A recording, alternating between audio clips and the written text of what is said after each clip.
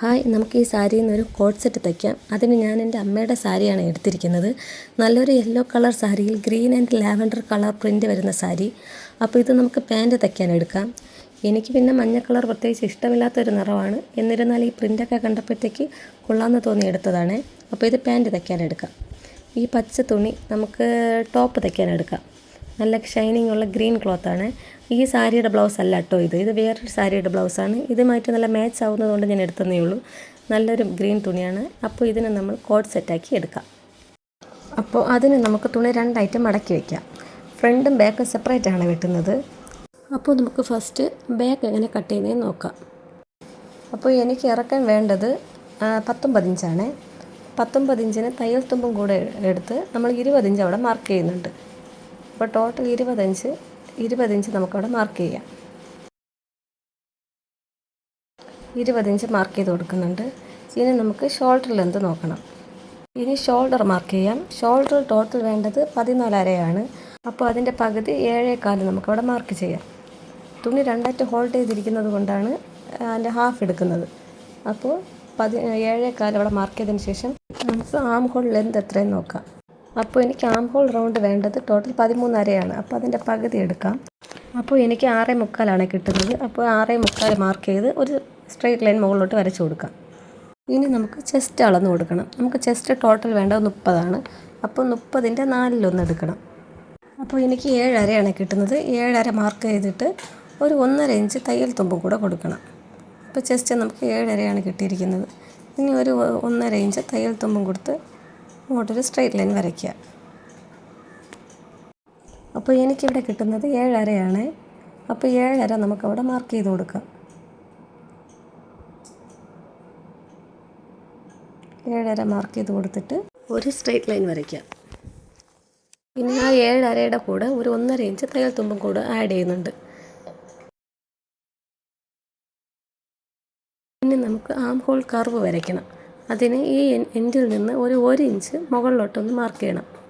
1 inch മുകളിലോട്ട് mark ചെയ്ത് ഒരു കർവ് വരച്ചു കൊടുക്കുക. ഒരു കർവ് വരച്ചു കൊടുക്കുന്നുണ്ട്.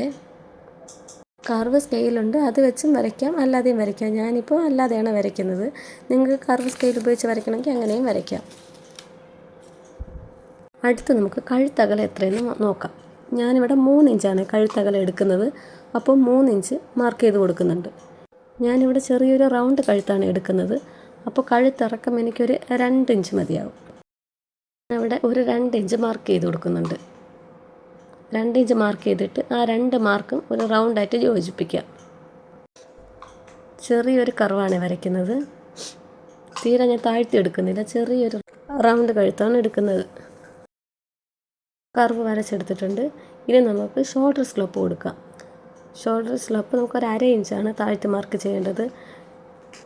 നെക്ക് റൗണ്ട് മാർക്ക് ചെയ്തിരിക്കുന്ന അവിടെ നിന്ന് ആം ഹോൾ റൗണ്ട് മാർക്ക് ചെയ്തിരിക്കുന്ന അതിലോട്ട് ചരിച്ച് വരയ്ക്കാം. ഇതേപോലെ കഴുത്തിൽ നിന്ന് ഷോൾഡറിലോട്ട് 1/2 ഇഞ്ച് ചരിച്ച് മാർക്ക് ചെയ്ത് കൊടുക്കാം.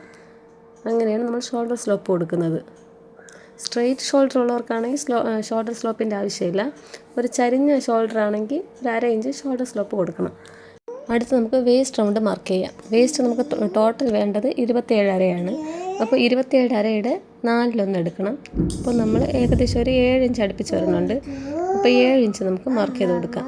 7 ഇഞ്ച് മാർക്ക് ചെയ്തിട്ട് ഒരു 1.5 ഇഞ്ച് തയ്യൽ തുമ്പ് മാർക്ക് ചെയ്ത് മുകളിൽ നമ്മൾ മാർക്ക് ചെയ്തതുമായിട്ട് ജോയിൻ ചെയ്ത് കൊടുക്കാം. ചെസ്റ്റിൽ നമ്മൾ മാർക്ക് ചെയ്ത ആ മാർക്കുമായിട്ട് ഇതിനൊന്ന് ജോയിൻ ചെയ്ത് കൊടുക്കുന്നുണ്ട്.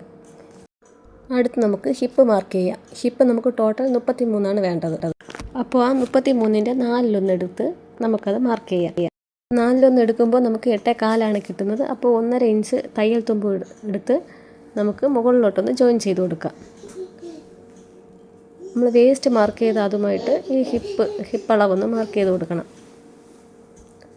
നമ്മൾ ടോട്ടൽ 1.5 ഇഞ്ചാണ് തയ്യൽ തുമ്പ് കൊടുക്കുന്നത്. അപ്പോൾ 1.5 ഇഞ്ച് മാർക്ക് ചെയ്ത് ഒരു സ്ട്രെയിറ്റ് ലൈൻ വരയ്ക്കാം.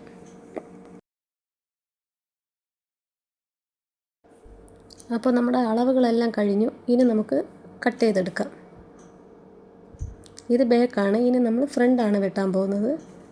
ബാക്കൊന്ന് വെട്ടി മാറ്റിയിട്ട് ഈ ബാക്ക് പോർഷൻ വെച്ച് തന്നെ നമുക്ക് ഫ്രണ്ടും വരച്ചെടുക്കാം.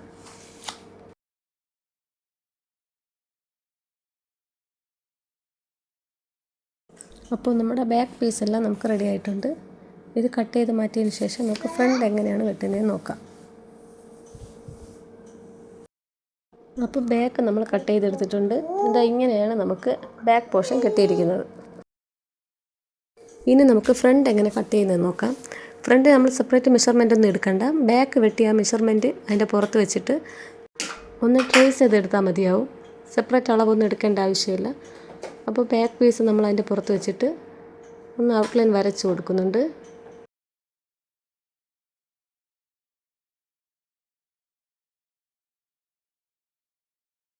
അപ്പം ബാക്ക് വെട്ടിക്കഴിഞ്ഞ് നമുക്ക് ഫ്രണ്ട് വെട്ടിയെടുക്കാൻ ഈസിയാണ്. ബാക്ക് പോർഷൻ വെച്ച് ഫ്രണ്ട് അങ്ങ് വെട്ടിയെടുക്കാം. ഇനി നമുക്ക് നെക്ക് മാർക്ക് ചെയ്ത് കൊടുക്കുക. നെക്ക് നമ്മൾ ബാക്കിൽ 3 ഇഞ്ച് മാർക്ക് ചെയ്തു, അതേപോലെ 3 ഇഞ്ച് അവിടെ മാർക്ക് ചെയ്ത് കൊടുക്കണം. ഇനി നെക്കിൻ്റെ ഇറക്കം 1/2 ഇഞ്ചാണ് താഴ്ത്തി കൊടുക്കുന്നത്. അപ്പോൾ തമ്പനയിൽ കണ്ടതുപോലത്തെ നെക്കായതുകൊണ്ട് നമ്മൾ 1/2 ഇഞ്ച് താഴോട്ട് മാർക്ക് ചെയ്ത് കൊടുക്കാം. 1/2 ഇഞ്ച് മാർക്ക് ചെയ്ത് ഒന്ന് വെട്ടി മാറ്റണം. അടുത്ത് നമുക്ക് ഫ്രണ്ട് ആം ഹോൾ ഒന്ന് അകത്തോട്ട് 1/2 ഇഞ്ച് അകത്തോട്ട് മാർക്ക് ചെയ്ത് ഒന്ന് കർവ് ചെയ്ത് കൊടുക്കണം. 1/2 ഇഞ്ച് മതി. 1/2 ഇഞ്ച് മാർക്ക് ചെയ്ത് ഒന്ന് കർവ് ചെയ്ത് കൊടുക്കുക. അടുത്ത് നമുക്ക് ഫ്രണ്ട് നെക്കിൻ്റെ ഇറക്കമാണ് കൊടുക്കുന്നത്. ഇറക്കം നമ്മൾ 6 ഇഞ്ചാണ് കൊടുക്കുന്നത്. അപ്പോൾ നിങ്ങൾക്ക് നിങ്ങളുടെ കഴുത്തിറക്കം എത്ര വേണോ അത് മാർക്ക് ചെയ്ത് കൊടുക്കുക. എനിക്കിവിടെ 6 ഇഞ്ച് മതി. അപ്പോൾ 6 ഇഞ്ച് മാർക്ക് ചെയ്തിട്ട് നമ്മളൊന്ന് കട്ട് ചെയ്ത് കൊടുക്കുന്നുണ്ട്. ഇത് 1/2 ഇഞ്ച് താഴ്ത്തിയതാണ് ഇപ്പോൾ വെട്ടിയത്. ഇത് കോളറിൻ്റെ ഇറക്കമാണ്. അത് 6 ഇഞ്ചാണ് മാർക്ക് ചെയ്തിരിക്കുന്നത്. ആ ഡോട്ട് വരെ നമുക്കത് കട്ട് ചെയ്ത് കൊടുക്കാം. അപ്പോൾ ഫ്രണ്ട് പോർഷൻ്റെ മെഷർമെൻ്റ് എല്ലാം കഴിഞ്ഞു. ഇനി നമുക്കിത് കട്ട് ചെയ്തെടുക്കാം. അപ്പോൾ നമ്മൾ front portion lining mate attach ചെയ്തെടുത്തിട്ടുണ്ട്. ഇനി ആ കോളർ എങ്ങനെ തയ്ക്കുന്നതെന്ന് നോക്കാം. അതിനായിട്ട് ഒരു കട്ട് പീസ് ക്ലോത്ത് എടുത്തിട്ട് നല്ല വശവും ചേർത്ത് അറ്റാച്ച് ചെയ്ത് കൊടുക്കണം. നമ്മൾ കട്ടിങ് ഇട്ട് കൊടുത്തിട്ട് 2 വശത്താണ് സ്റ്റിച്ച് ചെയ്ത് കൊടുക്കേണ്ടത്. അപ്പോൾ നമുക്കിങ്ങനെ കിട്ടിയിട്ടുണ്ട്. ഇനി നമുക്ക് ആ ഒരു പീസ് ഒന്ന് കട്ട് ചെയ്ത് കൊടുക്കാം. നേരത്തെ കട്ട് ചെയ്ത് വെച്ചിരിക്കുന്ന ആ പോർഷൻ വരെ ഒന്ന് കട്ട് ചെയ്ത് കൊടുക്കാം. അപ്പോൾ ഇങ്ങനെയാണ് നമ്മൾ സ്റ്റിച്ച് ചെയ്തെടുത്തിരിക്കുന്നത്. ഇനി നമുക്ക് അതിൻ്റെ എഡ്ജെല്ലാം ഒന്ന് കട്ട് ചെയ്ത് കൊടുക്കാം. നിവർത്തുമ്പോഴത്തേക്ക് അത് ഫിനിഷിങ്ങിൽ കിട്ടാൻ വേണ്ടിയിട്ടാണ് അങ്ങനെ കട്ട് ചെയ്ത് കൊടുക്കുന്നത്. എന്നിട്ട് നമുക്കതിനെ നിവർത്തിയെടുക്കാം. അപ്പോൾ നിവർത്തിയെടുക്കുമ്പോൾ അത് ഇങ്ങനെയാണ് കിട്ടുന്നത്. അപ്പോൾ നമ്മുടെ കോളർ ഇവിടെ റെഡി ആയിട്ടുണ്ട്. ഇതിനെങ്ങനെ മടക്കി വെക്കുമ്പോഴത്തേക്കും കോളർ റെഡി ആയിട്ടുണ്ട്. വളരെ സിമ്പിളായിട്ടുള്ളൊരു കോളർ ഡിസൈനാണ് ഇത്. ഇനി നമുക്ക് ബാക്ക് പോർഷൻ അറ്റാച്ച് ചെയ്ത് കൊടുക്കാം. ഈ ബാക്ക് പോർഷൻ നമ്മളിപ്പോൾ അറ്റാച്ച് ചെയ്ത് കൊടുത്തിട്ടുണ്ട്. അപ്പോൾ ഏകദേശം നമ്മൾ ഡ്രസ്സ് ഒന്ന് കംപ്ലീറ്റ് ആയിട്ടുണ്ട്. ഇനി ഒന്ന് സൈഡൊന്ന് അടിച്ചെടുത്താൽ മതി. ഈ കോളർ ജോയിൻ ചെയ്യുന്നത് ഞാൻ അടുത്തൊരു വീഡിയോ ആയിട്ട് ചെയ്യാവേ. അപ്പോൾ നമ്മൾ തുണിയൊക്കെ ഏകദേശം റെഡി ആയിട്ടുണ്ട്. അപ്പോൾ നമ്മൾ ഡ്രസ്സിൻ്റെ ഫൈനൽ ലുക്ക് ഇതാണ്. ഇനി കോളറിൽ നമുക്ക് ചെറിയൊരു എംബ്രോയ്ഡറി വർക്കൊക്കെ ചെയ്യുമ്പോഴത്തേക്കും നല്ലൊരു ലുക്കാവും. പാൻറ്റ് തയ്ക്കുന്നത് അടുത്ത വീഡിയോയിൽ കാണിക്കാം കേട്ടോ. അപ്പോൾ എൻ്റെ വീഡിയോ ഇഷ്ടമായ ലൈക്ക് ചെയ്യുക, ഷെയർ ചെയ്യുക, സബ്സ്ക്രൈബ് ചെയ്യുക.